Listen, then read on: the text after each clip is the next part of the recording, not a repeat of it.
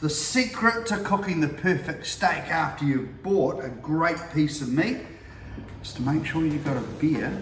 I can help you out. I can help you out. I can help you out. I'm going to show you how to cook an eye fillet, but when you're shopping for an eye fillet, yes, you can go to the supermarket, but I'm in my local butcher. It's called Drury Meats. Support local, it really makes a difference. Let's have a quick look around.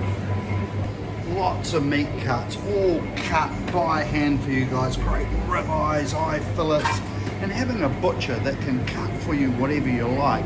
And all the extra little things, whether it's local potatoes make a difference, sausages that are made in-house, and then even vegetables available, but they're all grown locally. We've got to support local. These guys make such a huge effort, right through to specialty sausages, ribs, more sausages, and then just lots of things prepared for you. It really makes a difference. And I'll pick up some crackers while you're here, you name it, it's here. But find a butcher, it makes a difference. Go shopping, but choose your eye fillet or fillet ready, and I'll show you how to cook it. Here we are, we have a piece of eye fillet. It's been trimmed, I bought it from the butcher. Trick is, sharp knife, cut it in half. But what have we done? We have taken this out of the fridge and let it get to room temperature. That is one really important key. It's now in half. I reckon I've got enough for 4 here. So cut that in half. There's another one. There's another one in half like that. Boom. Look at those beautiful looking eye fillet. Now, extra virgin olive oil. How do you season a steak? Just before you cook, about 3 or 4 minutes before you cook. I've got some extra virgin olive oil in there. Now I'm going to get a seasoning salt in. I'm using Murray River. Choose a good flake salt. Don't use iodized salt. In goes the salt on top of the extra virgin oil, and then plenty of cracked pepper. If you're a real fan of pepper steak, get lots. Now, what are we going to do? We're going to season the bottom. Look at that. Beautiful. Now I'm going to put it on its side. Season the bottom, and it's got a little bit of oil on there. So that's going to stop it sticking to the pan, bottom of the pan. Right, now we just want to get all the side covered in it, and if we think we want to add some more salt, we can do that. So let's just give it another grind of our seasoning salt and some more cracked pepper. Don't be shy. Now the side, once we've rolled them all in it, so it's all covered. There we go. Now there's one side that doesn't have seasoning on, so we'll put that side up. There it is there. And finally, a little drizzle of extra virgin olive oil. Extra virgin's the first press of the olive, so the best oil that we could be using. And now we'll season it with salt. Remember, we've let this come out and get to room temperature before we cook it. More cracked pepper.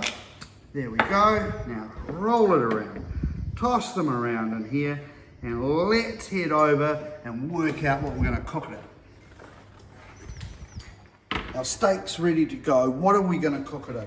Okay, we're going to cook it in a stainless steel pan, or on a grill, which is kind of a bit like cooking on the barbecue, or a cast iron pan.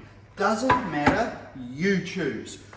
Now, this is good and hot, right? Now, I don't want it so hot that I'm going to burn it, but because these steaks are thick, I am going to cook this just on the outside in the pan to get the Maillard effect, which a lot of people call caramelization, but the scientific term is Maillard effect, which makes it taste yummy and crispy.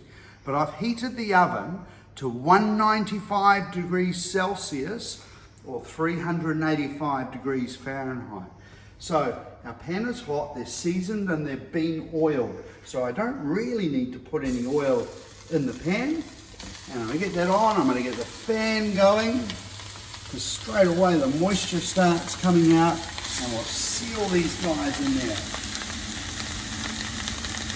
Okay, doesn't take long. See how I've got some colour going on there?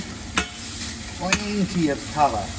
There we go, turn it over. I've got plenty of smoke coming off, but I'm not pouring loads of oil in there or getting butter in there because I've got a little bit of oil on the outside of the steak just to stop it sticking.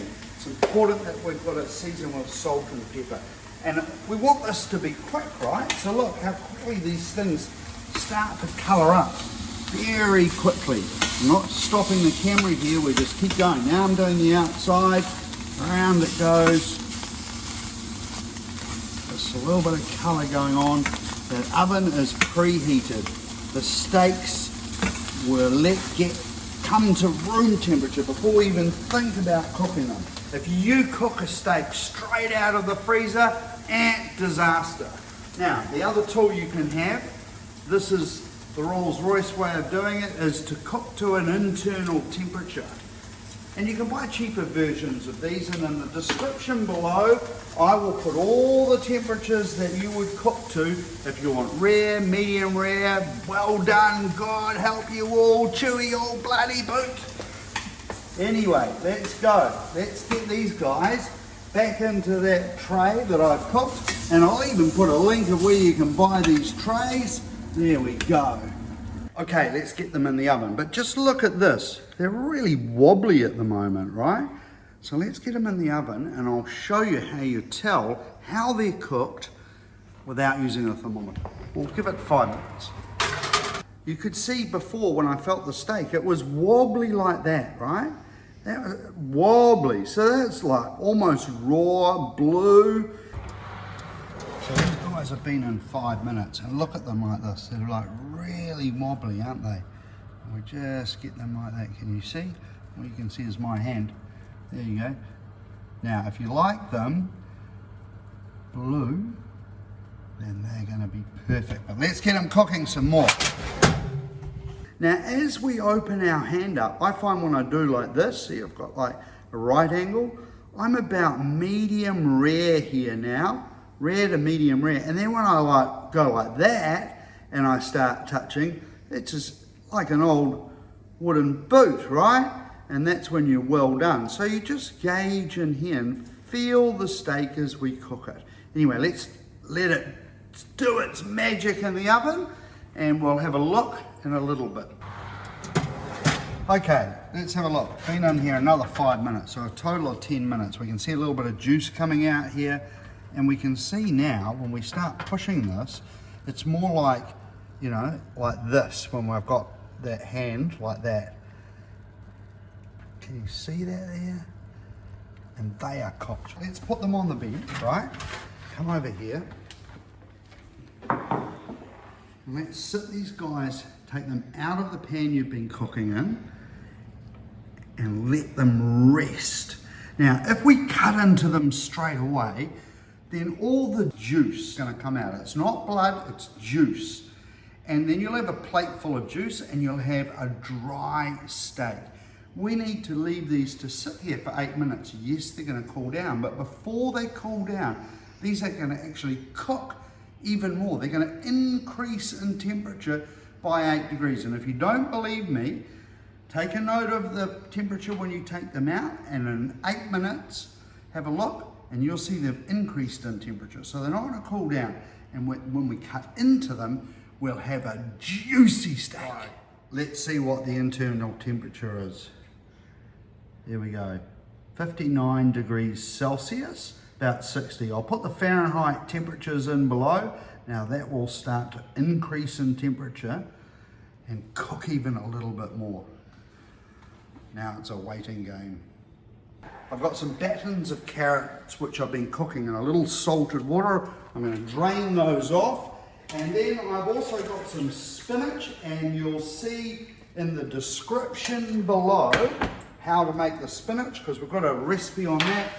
They're back straight in, and I've just got it on a high heat there. You can see any excess liquid is just coming off in steam. It's gone, the butter's going in.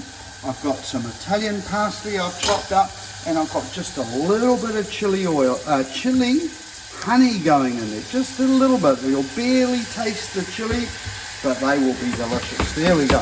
They are ready. Take those off. And there's the cream spinach just heating up. Just how I like it. I'm all organised here, straight on. Let's get some of this beautiful cream spinach on. Look at that.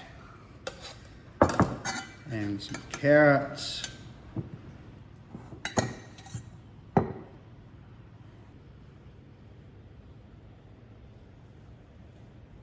Let's slice one of these in half and have a look. Look at that. Pink all the way to the edge. Just delicious. It's moist and I want to eat one. That's how you cook an eye fillet steak or filet mignon. Check out in the descriptions for all the things I've talked about, the ingredients, what's next. Please subscribe. Love your work. Thanks for hanging in. I can help you out. I can help you out. I can help